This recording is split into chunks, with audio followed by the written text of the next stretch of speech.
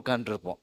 நான் பண்ணணுமா, அவர் இப்படி இருக்காரு, நான் இப்படி பண்ணணுமா, அவங்க இப்படி நடந்துக்கிறாங்க, நான் இப்படி நடந்துக்கணுமான்னு உட்காந்துருப்போம். அப்படி தான் நடக்கும். இயற்கை அன்பினால் வாழ முயற்சி செய்தோம் என்றால் சமமான விதத்தில் தான் நடத்தும். சத்துருக்களை சத்துருவாக தான் நடத்தும்.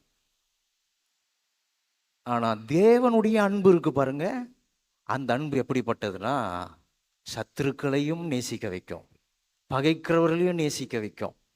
அப்போ மனைவியை நேசிக்க வைக்காதா? புருஷனை நேசிக்க வைக்காதா? சத்துருக்களையே அது நேசிக்க வைக்கும்னா நமக்காக வாழ்க்கையை ஒப்பு கொடுத்து வந்து உனக்காக நான் வாழ வரேன், எனக்காக நீ வந்திருக்கிற, உனக்காக நான் வந்திருக்கிறேன்னு வந்தவர்களுக்கு எவ்வளோ அன்பு காட்டாது உதவி செய்ய யோசிப்பாங்க.